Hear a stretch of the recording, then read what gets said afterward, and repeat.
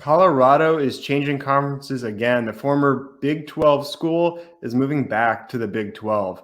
They left back in 2012, joining the Pac-12 for the 2012 season, same year that Nebraska left, and that move really sparked some damage to the Big 12.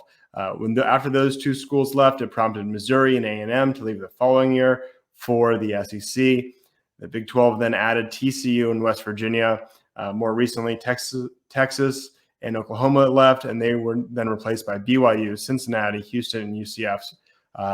So Colorado is coming back, but it's coming back to a conference with 6 teams that weren't in it when they left.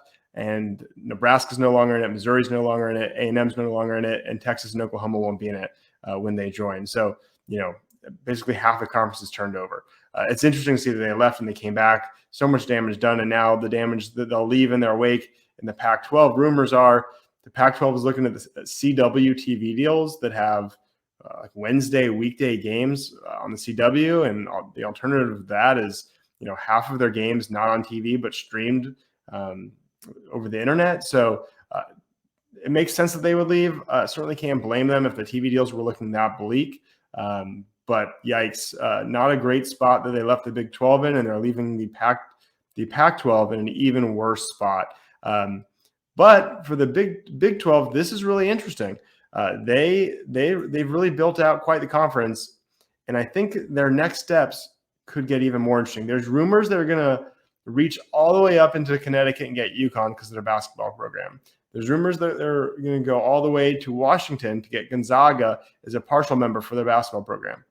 Well, it makes more sense for them is to just go to the ACC and take enough of their schools that they could break the grant of rights. That means they'd have to take 7 schools from the ACC. But the ACC is not so weak that there's not 7 schools that combined would level up the Big 12.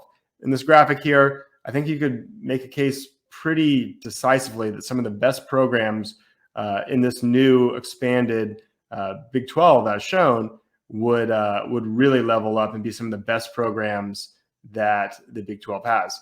Florida State, Clemson, obviously. I think when you talk about recruiting and who they're recruiting, UNC, we're talking about NIL game, we're talking about basketball programs. You got Louisville, and just that little pod there of Louisville, Cincinnati, Pittsburgh, West Virginia, and Virginia Tech.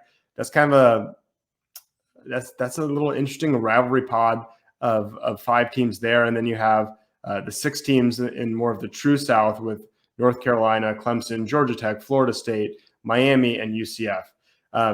Clemson and the rest of the ACC doesn't get a huge immediate benefit aside from stability for making this move. What they get is a long-term benefit in that they are locked into this grant of rights until 2036. And so while they've fallen a little bit behind in revenue, it's not terrible. And with their performance plan so that the schools that are winning get paid a bit more, it's really not a problem this year or in 2024 or even probably 2025. It's after that, going all the way to 2036, is they're not competing against the current deals that other conferences have, but new deals that they'll get between now and 2036. It's just such a long deal that even just inflation is going to kill them on that deal. So that's the big problem, and why staying till 2036, if there's no update in the ACC's TV deal, could be problematic. Couple other things here. Looking at this map, I don't have NC State, I don't have Duke, I don't have Virginia or Wake Forest. So this isn't perfect. Perhaps some of this could change. Maybe Pittsburgh, maybe Louisville. I don't know that I've got all the perfect match of the right 7 ACC schools, and maybe it's even more than 7. Perhaps the other thing you'll notice is that Iowa State, Kansas State, Oklahoma State, the 4 Texas schools, BYU, and Colorado. That's the West. That makes 10 teams. In the East, you have 11. Maybe, there's rumors of the Big 12 looking into Arizona. I think Utah, if they could get them, would make a ton of sense.